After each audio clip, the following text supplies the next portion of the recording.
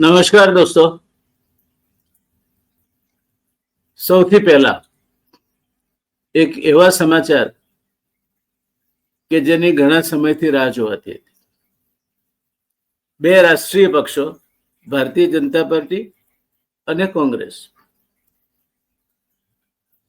એકના પ્રદેશ પ્રમુખની જગ્યા ઘણા લાંબા સમયથી ખાલી છે.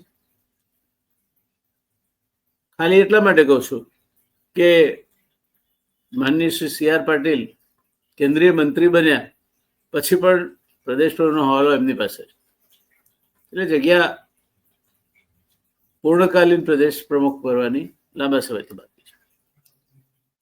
કોંગ્રેસમાં વિસાવદરની ચૂંટણી અને કડીની પેટા ચૂંટણી, આ બે પેટા ચૂંટણીઓની હારનો જવાબદારી પ્રદેશ પ્રમુખ તરીકે પોતાને માથે લઈ તત્કાલીન પ્રદેશ પ્રમુખ માનનીય શ્રી શક્તિસિંહજીએ પોતાના હોદ્દા પરથી રાજીનામું આપ્યું અને એ જગ્યા ખાલી પડી. આમ તો ભારતીય જનતા પાર્ટીનું સંગઠનની એક પ્રક્રિયા છે અને એ પ્રક્રિયા પ્રમાણે સંગઠનની એની નિમણૂકો અને બધું લગભગ વ્યવસ્થિત ચાલતું હોય છે. કોંગ્રેસના માળખાને પુનર્ગઠિત કરીને કોંગ્રેસને પુનઃ જોમવંતી કરવાની વાત રાહુલ ગાંધી અહીંયા આવ્યા ત્યારે કહી રહ્યા હતા. અને એ માટે જાત જાતની અટકળો થતી હતી. છેવટે કોંગ્રેસના વરિષ્ઠ આગેવાનો દિલ્હી ભેગા થયા અને હવે ત્યાંથી જે ઉકેલ નીકળ્યો એ પ્રમાણે પ્રદેશ પ્રમુખની જવાબદારીનો તાજ શ્રી અમિતભાઈ ચાવડાને માથે બીજી વખત મુકાયો છે. વિધાનસભામાં વિપક્ષના નેતાની જવાબદારી હવે તુષારભાઈ ચૌધરી સંભાળશે અને કેમ્પેઇન સમિતિ એટલે કોંગ્રેસને આ બધી ચૂંટણીઓ આવે એનો પ્રચાર પ્રસાર વગેરે વગેરે એ ભાઈ શ્રી પરેશભાઈ ધાનાણીને સોંપવામાં આવ્યું છે. આમ કોંગ્રેસે 3 મહત્વના હોદ્દા પર 3 મહત્વના નેતાઓની નિમણૂક કરી છે.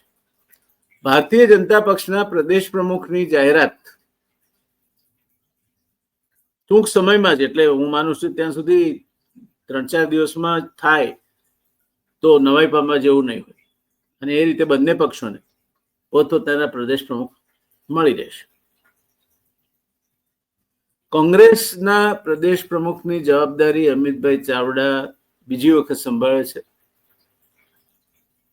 સંસ્થા વિશે એ સુપેરે માહિતગાર છે. સંબંધોની દ્રષ્ટિએ માધવસિંહભાઈ સોલંકીના કુટુંબ સાથે જોડાયેલા છે નજદીકી સંબંધથી. ઈશ્વરભાઈ ચાવડા એમના દાદાજી એ ઘણો લાંબો સમય સાંસદ રહ્યા, અસરકારક સાંસદ હતા. એટલે અમિતભાઈને નેતાગીરી વારસામાં મળી છે અને વિવિધ હવે દરેક રાજકીય પક્ષ જ્ઞાતિઓના આંકડા ઉપરથી સમીકરણો માંડે છે. એટલે આવા જ કોઈક સમીકરણના હિસાબે એમણે હવે જે નામો સપાટી પર આવે છે એ કદાચ આપણને આશ્ચર્ય પ્રમાણે એવા નામો આવે છે, પણ દરેક પાર્ટીનો પોતાનો વિષય છે, એના ઉપર મારે કોઈ ટીકા ટિપ્પણી કરવી નથી. ભારતીય જનતા પાર્ટીના પણ પ્રદેશ પ્રમુખ ટૂંક સમયમાં નિમાશે. ભારતીય જનતા પાર્ટીના પ્રદેશ પ્રમુખ નિમાય એના કરતા વધારે ઉત્કંઠા એના પ્રધાનમંડળમાં શું ફેરફાર થવાનો છે તેની છે. મુખ્યપ્રધાન બદલાવાના છે.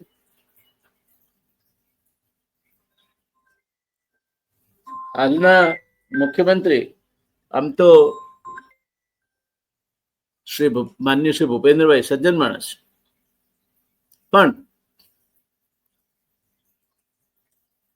ધનુષ અને તીર બેમાં ધનુષ વક્રાકાર હોય, પણછ બાંધે, અને તીર સીધું હોય, એ સીધો હોય ફેંકાઈ જાય. એમ એ સજ્જન માણસ છે. જવાબદારી એમને સોંપી પાર્ટીએ, એમણે નિભાવી, વાત સાચી, પણ ભૂપેન્દ્રભાઈ ને હું નક્ષીક રાજકારણી, ખંધા રાજકારણના અથાગ ખેલાડી તરીકે નથી ગણતો. એક વ્યક્તિ તરીકે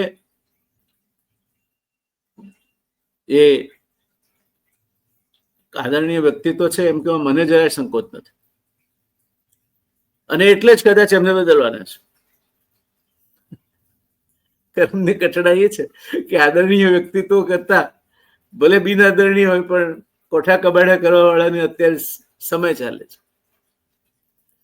મંત્રીમંડળમાં પેલા કોંગ્રેસના મીઢળ બંધા વરરાજાઓ રાહ જોઈને ઉભા છે. ભાઈ અર્જુનભાઈ છે, ભાઈ સીજે ચાવડા છે, બીજા પણ છે.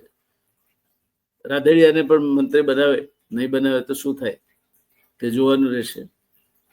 એટલે સરકારમાં શું બદલાવ આવે છે એના વિશેની ઉત્કંઠાઓ મોટી છે. અમિતભાઈ ચાવડાને શુભકામનાઓ. કાટાળો તાજ છે. જે દાખલો એમણે ગણવા લીધો છે સરળ નથી, પણ બંને પાર્ટીઓની કમનસીબી એ છે કે જેને પાન ગુજરાત નેતા કહેવાય, આખા ગુજરાતમાં નામ જેનું સ્વીકૃત હોય, માધવસિંહભાઈ સોલંકી, અમિતભાઈ શાહ, સનતભાઈ મહેતા, નરેન્દ્રભાઈ મોદી, એ પછી એ કોઈ નાત જાત કોમ પ્રદેશ એને અડે નહીં, આખા ગુજરાતના નેતા ગણાય. આ બંને પાર્ટીઓની અત્યારે કરમકથની એ છે કે પાન ગુજરાત એક્સેપ્ટન્સ વાળા, એટલે આખા ગુજરાતમાં જેની સર્વસ્વીકૃત સંમતિ હોય એવી, હવે તો જિલ્લામાં સર્વસંમત સ્વીકૃતિ હોય એવા નેતાઓ શોધવા પણ પાર્ટીઓ માટે મુશ્કેલ બને છે, કારણ કે ઘણા લાંબા સમય સુધી આ બધી પાર્ટીઓ એક જ માણસના આધારે ચાલી છે, અને એ જ એમના માટે મોટો પડકાર બનીને આજે ઉભર્યો છે. જોઈએ શું થાય છે.